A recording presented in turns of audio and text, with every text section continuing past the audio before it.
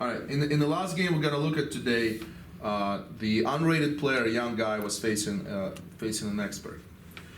So there is a big disparity in rating, and we will see what mistakes the young player made, and as well as an expert. So it was Sicilian defense, and you will notice a lot of club players play Grand Prix attack against Sicilian defense. They're all my students.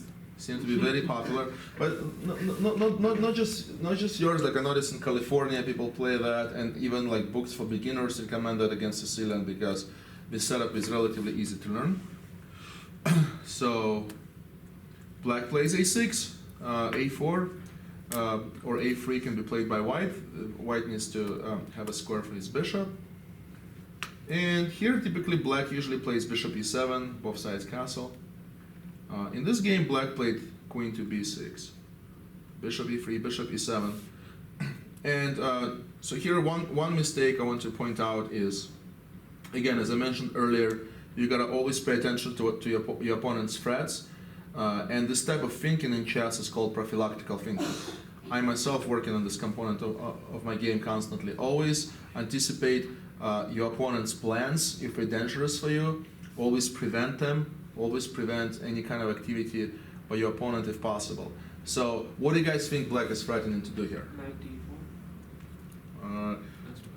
Well, he wants to play knight to g4. One of the possibilities. So you gotta play h3 to shut down that idea. Now, unfortunately for white, he just plays moves that look good, but he doesn't really get deep into the position. So after knight g4, he's facing a decision on what to do with his bishop. Actually, fortunately for him, he has bishop c1, as c4 check can be defended by d4.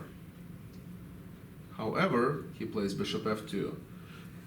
After that, he can be in a lot of trouble, because now there is a potential pin on this diagonal, and which is going to be why black's going to win the game, I think. So d5, and in this position, white commits a blunder. He plays queen c2. Again, a move that looks good, looks natural, removes the queen from the same file with the rook. But in reality, black had an easy way to convert just trade pawns here and play c4. And the threat is to play bishop to c5 and win at least an exchange. And not much white can do here. Of course, moving the king just loses the rook. So if he blocks the diagonal, that black can still play bishop c5, and then there is so much pressure on this d4 square that I think black's gonna win something in the end. But black misses this idea and blunders and plays d4, which creates level chances. And okay, and in this position, it was time for white to think about some activity, and I always encourage everyone to play actively, to have initiative, sort of like what Timur was talking about a couple weeks ago in his lecture. Force your opponents to play chess on your terms. So the most aggressive idea that white has in this game is to play f5 and try to extend the diagonal for this bishop on e2 by forcing a trade. Create some threats on the king side, possibly throw the knight to g5 later on if possible, and maybe double your rooks on the f file. But he plays king h1, and after the trade of pawns on c3, black plays c4, which creates a double attack. The rook on f2 is hanging, and the pawn on a3 is hanging as well. So he defends the rook by playing d4, but now black just takes the pawn on a3 and goes back.